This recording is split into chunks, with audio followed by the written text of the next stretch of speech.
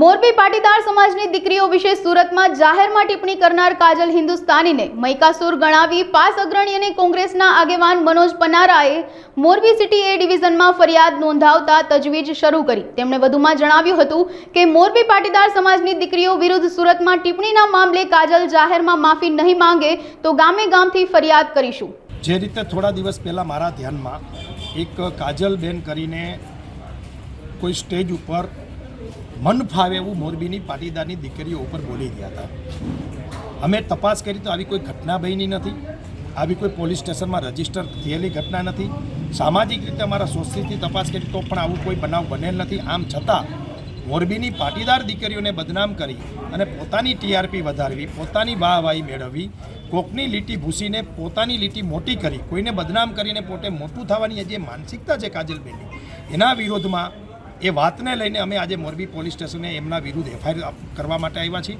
અમારી FIR police લઈ રહી છે 0 નંબરથી લઈ અને સુરત જ્યુડિશિયલી જે પ્રકારે કાનૂની વ્યવસ્થા છે, જ્યાં ઘટના બની છે, આ બેન બોયલા છે, એ સુરતમાં આ એફઆઈઆર થશે અને અત્યારે અમારી કાનૂની કાર્યવાહી ચાલુ છે। અમારી એટલી જ વાત છે કે જો આ મોરબીની દીકરીઓને બેન બોયલા છે એ સદંતર પાયાવિહોણી વાત છે, દીકરીઓને બદનામ કરવાનું ષડયંત્ર છે અને આવતા દિવસોમાં આ બેન પાટીદાર સમાજની દીકરીઓની માફી નહીં માગે તો ગુજરાતભરમાં અમારો જ્યાં જ્યાં પાટીદાર સમાજ વસે છે ત્યાં શહેર અને તાલુકા લેવલે બેન ઉપર એફઆઈઆર થશે અને જો માફી માગશે તો અમે આગામી દિવસોમાં અમારો કાર્યક્રમ મુલતવી રાખશું, નહીંતર પછી અમારો કાર્યક્રમ ચાલુ રહેશું। અમે કાનૂની રાહે ન્યાયતંત્ર ઉપર ભરોસો છે, એ પ્રકારે અમે આ બેન ઉપર કાનૂની પગલાં લેવા માટે અમે આધારે એફઆઈઆર કરવા માટે આવ્યા છીએ।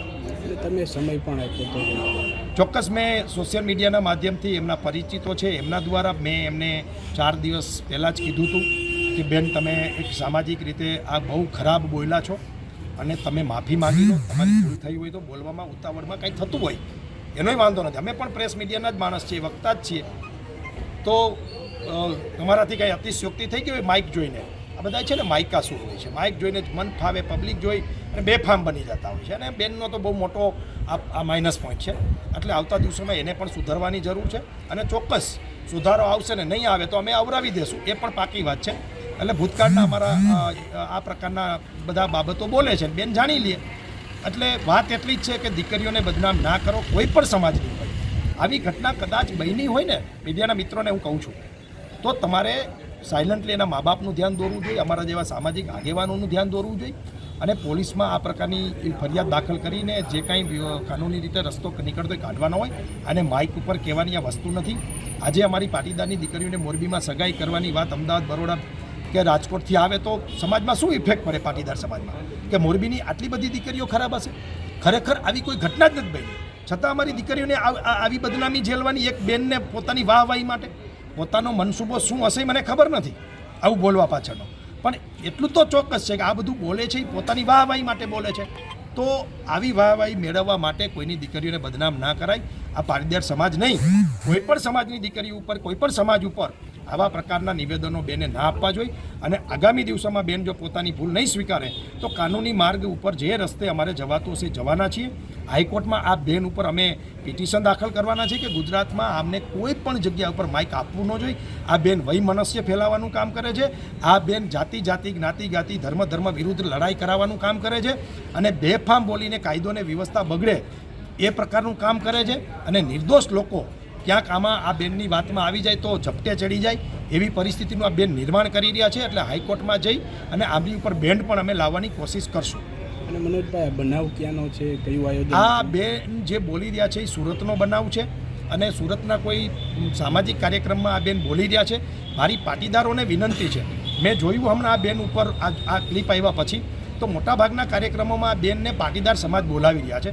અરે લાખો કરોડો રૂપિયાનો ખર્ચો કરી પબ્લિક આપણે બોલાવી દઈને આવે આ ઝેરીલા ભાષણો કરાવવાના? અરે કેટલાય સંતો છે, કેટલાય મહાત્માઓ છે, કેટલાય મોટિવેશન સ્પીકરો છે સમાજમાં, કેટલાય સારા માણસો છે જે સમાજને, લોકોને, માનવ જાતને ઉપયોગી થાય, પ્રકૃતિને, ગાયને, ખેતીને આ ઉપયોગી થાય કેટલી વાતો છે। આ પ્રકારની બાઈને બોલાવી અને સમાજમાં વૈમનસ્ય ફેલાવવાનું પાટીદાર સમાજના લોકોને મારી વિનંતી છે કે આને સ્ટેજ ઉપર બોલાવવામાં અને મુખ્ય મહેમાન તરીકે બોલાવવામાં, આને ભાષણ કરવા માટે આમંત્રિત કરવામાં।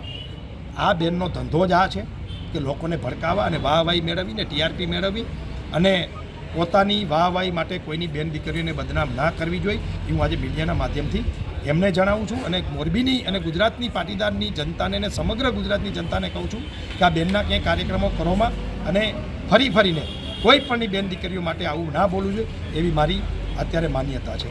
મને એવું લાગે છે કે સ્પેસિફિકલી બેન છે ને એ મોરબીની પાટીદારની દીકરીઓની વાત કરી રહી છે અને મારી પ્રાયોરિટી છે મારી એક જાગૃત પાટીદાર આગેવાન તરીકે, એક જાગૃત નાગરિક તરીકે કે મોરબીની દીકરીઓને બદનામ કોઈ કરી રહ્યું હોય અને હું ન બોલું તો હું પાટીદાર ના કહેવાઉં. એટલા માટે અને ભવિષ્યમાં આ બેન બીજા સમાજની દીકરીઓ માટે ન બોલે એટલા માટે પણ મારી આ ફરજ છે. સુખ શાંતિ જળવાઈ રહે ગુજરાતમાં અને કોઈ માણસ, કોઈ સમાજ, કોઈ દીકરીઓ બદનામ ન થાય એ જોવું પણ એક આગેવાન તરીકે અમારી ફરજ છે.